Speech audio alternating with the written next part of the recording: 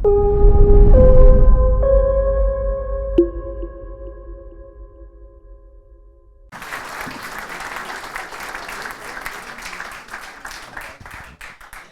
wir machen jetzt weiter mit dem werten Herrn James Taylor. Er kommt vom Heartland Institute. Heartland Institute auch ein sehr werter Unterstützer des EIKE-Instituts, zusammen mit CFACT. Wie gesagt, er ist Präsident. Er ist Herausgeber der Environment and Climate News. Das ist eine Zeitschrift, die monatlich erscheint und über Wissenschaft und marktwirtschaftliche Lösungen zu Umweltproblemen berichtet. Taylor präsentierte bereits mehrfach Analysen und Empfehlungen zur Umweltpolitik bei CBS, CNN und Fox News und vielen weiteren Radiosendern sowie in fast allen Zeitungen ist er bereits erschienen in den Staaten. Er wird jetzt auf die Bühne kommen und uns darüber berichten, was die Klimaaktivisten ihnen denn so verheimlichen. Dann gucken wir, was für Geheimnisse dahinter stecken. James Taylor.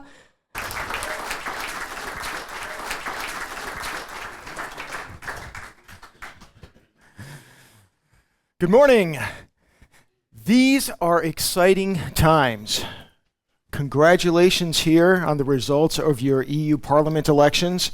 You may not know this, but that is a shot that has rung out all the way across the Atlantic. In the United States of America, we have been paying close attention because we see the tides of politics and policy, more importantly, that is changing here in Europe. And that portends change not just later on for your national elections, but around the world. And it is such a welcome development. I'm so excited for you here in the European Union.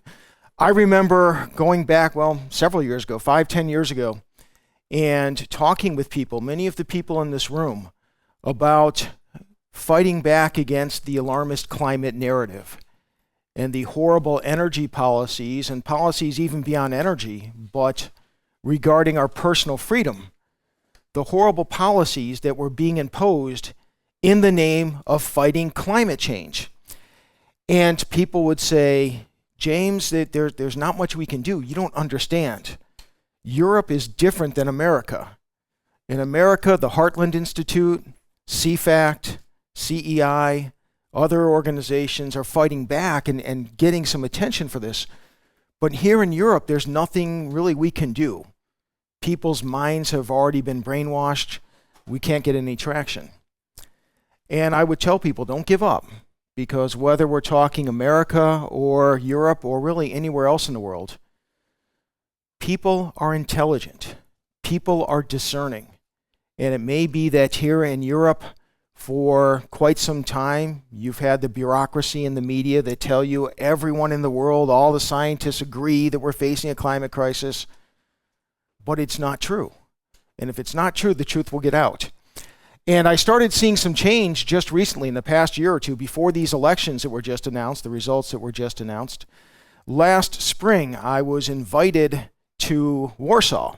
And it was really exciting for me because the Prime Minister of Poland at the time, Mateusz Morawiecki, contacted Heartland, contacted me, and said, we'd like you to come over as part of a small delegation and meet with the Prime Minister, meet with some of the heads of the departments in the Polish government, meet with some of the non-governmental organizations that are so influential here in Poland.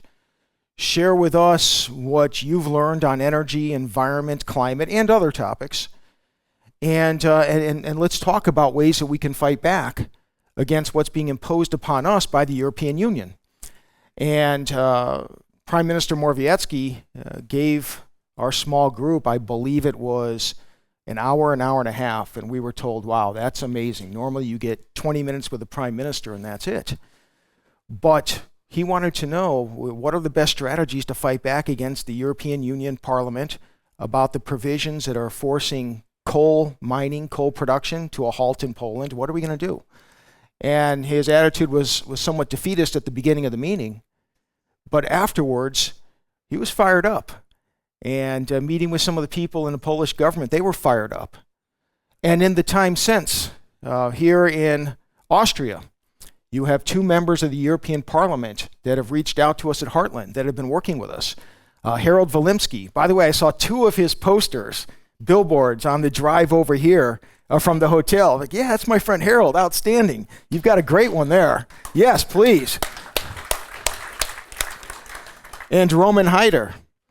And these two gentlemen, representing Austria, the Freedom Party, Identity and Democracy, in the EU Parliament, they came to Chicago and met with us here at Heartland, and we strategized for a full day on the climate policies, the energy policies, and also how do we build momentum for sound policy. Then they invited me to Strasbourg for a meeting of the EU Parliament in, I believe it was March. It was February or March. It was March. And they told me, look, there is a bill that is being proposed.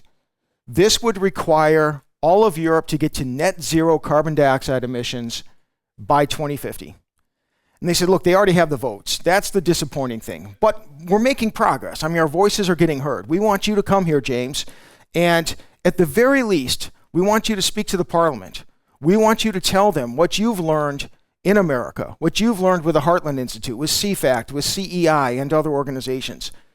Tell us not only the science, but also the economics and the policy implications. Let them know how the people in Europe will turn against them if they push this. Again, it's a foregone conclusion. They have the votes, but we want you to give that talk. So at Harold and Roman's request, I came to Strasbourg and spoke, and it was quite an amazing time. They set up meetings with members of the Hungarian delegation who were the deciding factor. I was told they're the group that's putting the bill over the top. And they pretty much agree with us, but they're afraid to stick their necks out on the topic. Roman Heider and Harold Volymsky made sure that there was quite a bit of press from Hungary there for my presentation that they had set up, and press from around the European Union. I gave my talk. I gave the best material and information I could. Went back to the United States. Oh, by the way, they arranged for dinners and private one-on-one talks with the Hungarians and other members of parliament. And an amazing thing happened. About 2 weeks afterwards, I was in Denver, Colorado, meeting with one of our friends at Heartland. And the person I was meeting with stepped out of the room for a moment. So I pulled out my cell phone to see what the news of the day was. And in the United States of America, all the way across the Atlantic Ocean, right at the very top, I see an article from the Associated Press with a headline that read something like this: "In stunning move, European Parliament pulls net zero bill." Think about that.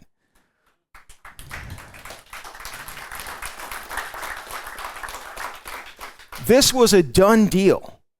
I was told basically we were here just to let them know in advance these are going to be the consequences. But the message got across. The message got across to members of parliament. And when the European Union Parliament, in a rare show of discerning voting and implementing sound policy, when they made that decision, it reverberated all the way across the Atlantic. With your recent EU Parliament elections, where you have gains from the true conservatives here in Europe, again, in the United States of America, you are an inspiration to us. So thank you for all that you do here. Thank you for everyone in this room that's been a part of that. And what's really quite compelling to me is that when I look at the media reports, they tell us that there are two main factors that have been driving the vote here. One is immigration. Two is fighting the green transition. That is amazing. Just 5-6 years ago, I was told that we can't even talk on this topic. We get no traction. People are brainwashed. And yet all around the world, including here in Europe, we see a change. Now, from America, a few things to keep in mind just as we're looking forward, as I think that momentum's going to continue.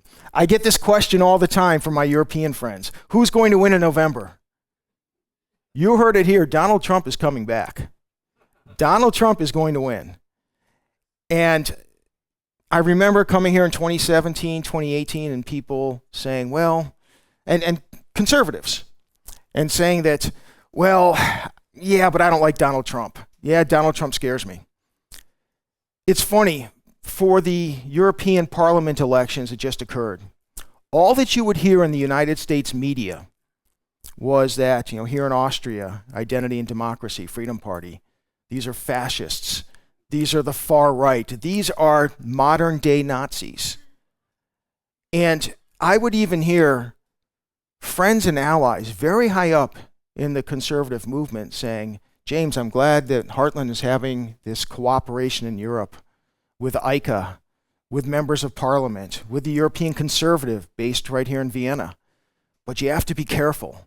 You don't want to associate with the Hungarian conservatives. You don't want to associate with the Austrians because these are far-right Nazis. When you hear these horrible things about Donald Trump, and look, people can have different opinions, but what you get in the American media is the worst slant on this man that they can put in play. And then the European media takes that and puts an even worse slant on that. It used to be that the Republican Party, who were the nominees before Donald Trump? John McCain, we would all have global carbon taxes and cap and trade. Mitt Romney, global carbon taxes and cap and trade. Before that, George W. Bush, not quite so bad, but not very good. The change that's occurred is embodied in Donald Trump. For all of his personal characteristics that can be troubling, Donald Trump can be narcissistic. Donald Trump can engage in bad behavior. The thought in America is this. For someone that's my age or older, Jimmy Carter was president in the 1970s. He had been a former Sunday school teacher. He was seen as just a wonderful guy. And yet, under Jimmy Carter, under his policies, America had a very difficult time. We had George W. Bush, who was a very religious and pious man, and yet we saw the policies. Whether we like Donald Trump's personality or not, it's under Donald Trump that America pulled out of the Paris climate agreements. It's under Donald Trump that we had a rolling back of regulations on conventional energy. He is coming back, and it's going to be wonderful with the momentum we see in Europe for the conservative movement, true conservative movement, and truth in energy, climate policy. We're going to have quite a coalition forming. So I look forward to working with everybody here in Europe on that. Now, a few points on on the science here. We're going to hear from so many scientists over the next 2 days and so much incredible information. But a few things really jump out at me. Just in the past week, preparing for this talk, and really even before preparing for this talk, some items in the news jumped out at me that illustrate how we are being lied to by the media. They call climate realists like ourselves in this room disinformationists, peddling climate lies. But let me show you who's really telling the truth and who's telling lies. So this is a graph. This is published by the National Oceanic and Atmospheric Administration. And it's regarding the state of Texas. And what it is the number of extremely hot days. What they did is they charted, going back on the far left is the year 1900. And then in 5-year increments, each bar going up is a 5-year period. How many days in Texas did temperatures exceed 100 degrees? So there you have on the far left in the early half of the 20th century. On the far right, you see the number of days topping 100 degrees in the past 50, 60 years. What does that tell you? What do you read from that? Does it strike you that we're getting more hot days in Texas here as climate change occurs? Does it strike you that there's some crisis that is driving people to die from heat, or that's going to push energy usage too high because we have too many hot days? No, it's exactly the opposite.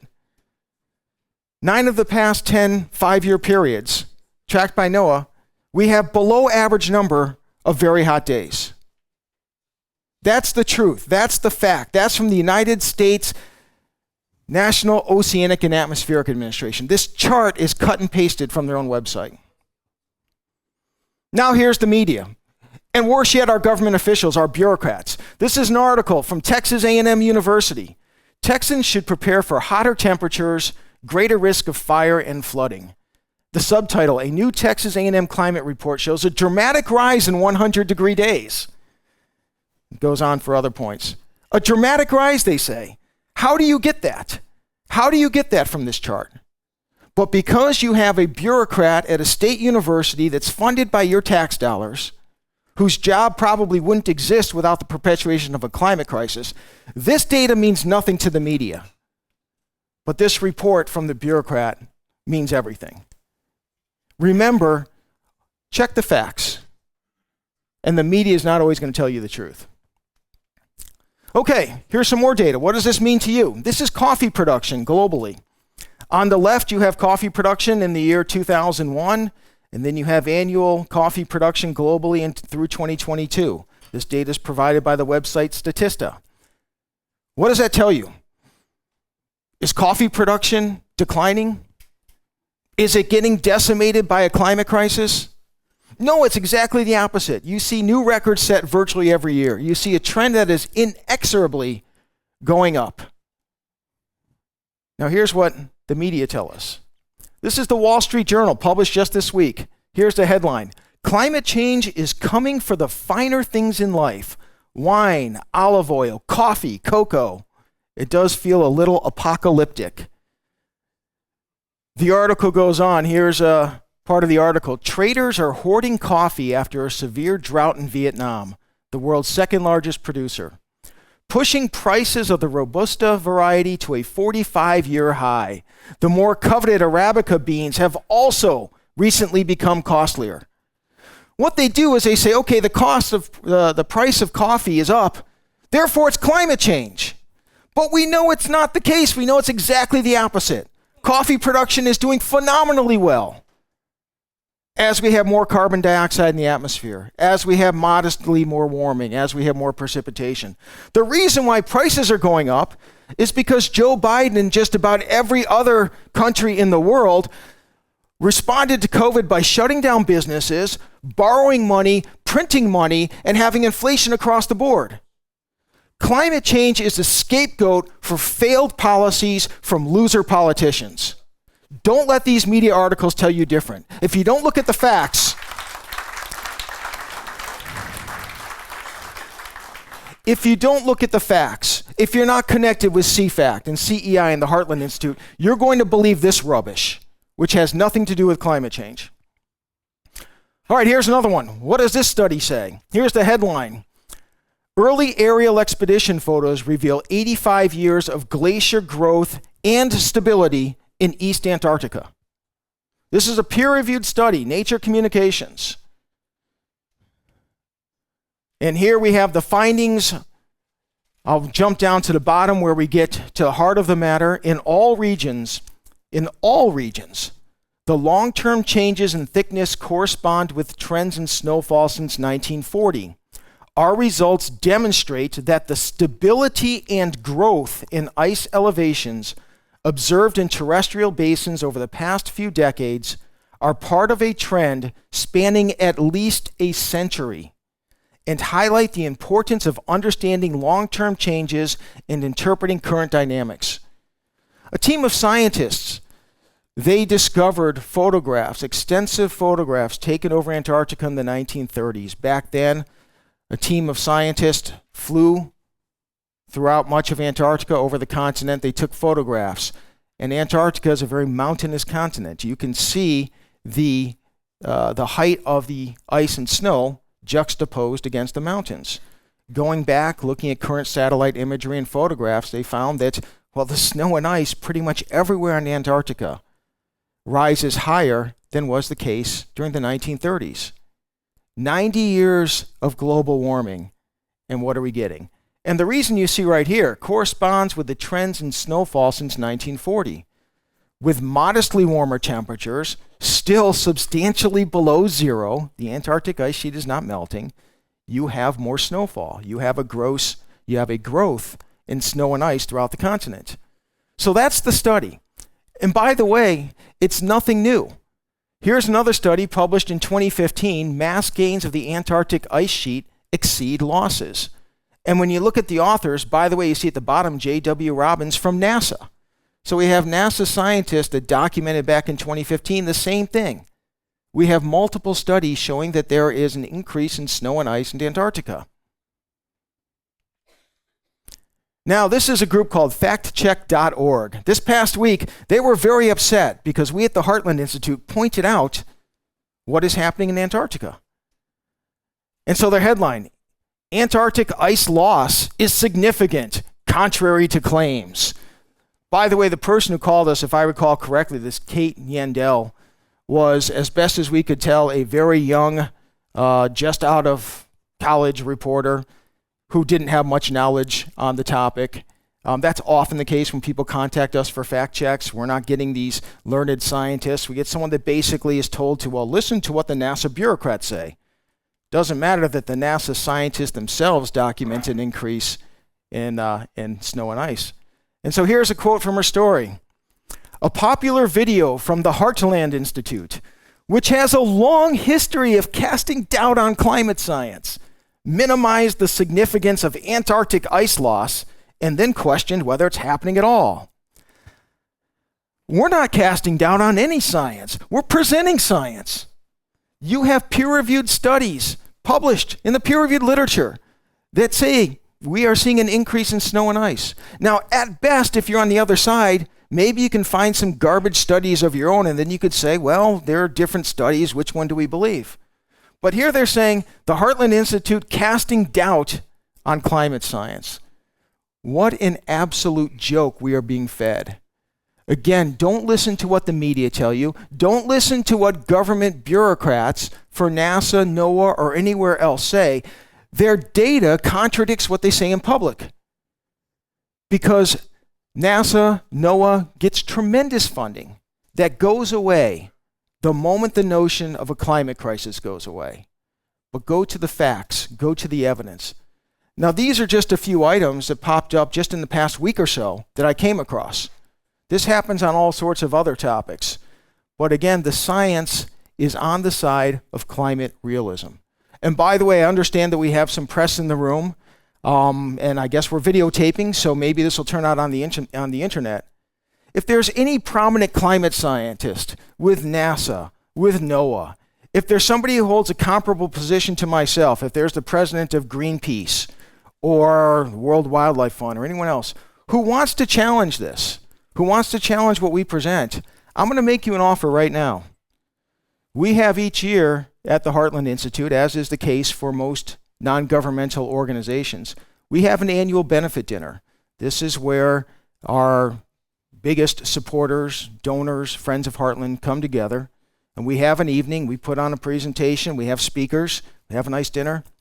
I will invite any prominent scientist from NASA or NOAA, I say scientist, bureaucrat scientist, or any president of Greenpeace or WWF or anyone else. How about this? Come to the Heartland Institute's annual benefit dinner. Let's debate, you and I, this science, any climate change topic you want.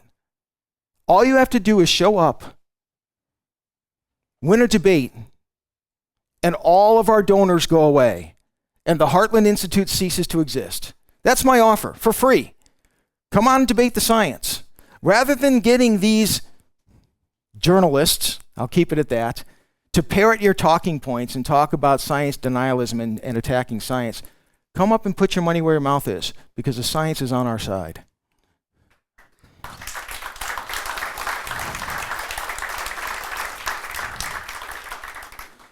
So I gave a few examples of the true disinformation in the climate science debate.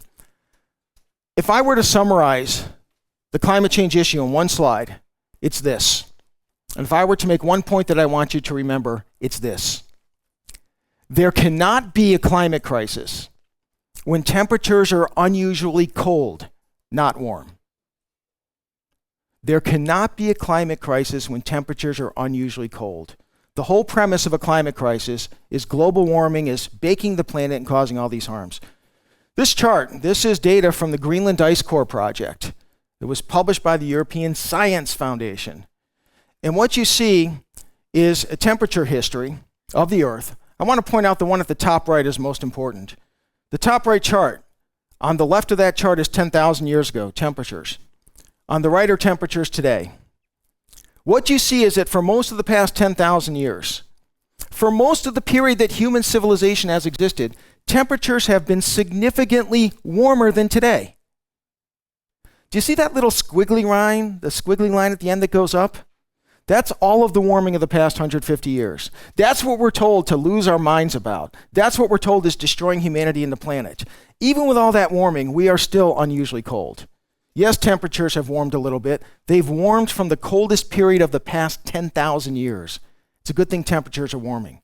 But again, when they say, oh, we're going to have the entire Antarctic ice sheet melt, why didn't that happen 4,000, 5,000, 6,000 years ago when temperatures are warming? All these other things they say are going to happen. Why didn't it happen then? You cannot have a climate crisis when temperatures are unusually cold. This is cut and pasted, these charts from the United Nations' very first climate assessment report. The middle chart is the same as what we saw that I just showed you. Here, the United Nations itself documents the same thing. For most of the past 10,000 years, temperatures have been warmer than today. That's most of the period that human civilization existed with far less technology than today. And here the United Nations shows the little squiggle at the end. That's what we're being told is a crisis. It's simply not the case. So, if you are interested in this data that I just presented, this is Climate at a Glance for teachers and students. Get this book. It's available on Amazon. It's available climateataglance.com for free, a digital copy. So you can get the hard copy on Amazon. These are 2-page summaries on hurricanes, tornadoes, temperature history.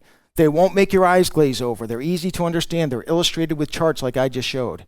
In fact, on your cell phone right now, you can get the app, either for Apple or Android, Climate at a Glance app. You'll have it at your fingertips whenever you need it. So I encourage you to do that. And finally, climaterealism.com. At the Heartland Institute, each day we look at what the media is presenting to us in their climate disinformation that they accuse us of. Here, for example, here's a screenshot from just a couple days ago. The Wall Street Journal's left turn on climate change is unjustified. The finer things in life are widely available. So we took apart, I presented the coffee information. We put a short article on there. We documented for coffee, for wine, for chocolate. It's all the same. We're told climate change is destroying them. Production is reaching records virtually every year. All right, so folks, let me just conclude with this. It really is an inspiration to be here, especially this week after your elections last week, especially here in Austria where you have Harold Wilimski and Roman Heider who are fighting for you and fighting for climate truth. When people want you to get discouraged because all the media is on the other side, because your teachers and your schools are all on the other side. Still, people are intelligent and discerning. In the end, truth will prevail. Thank you very much.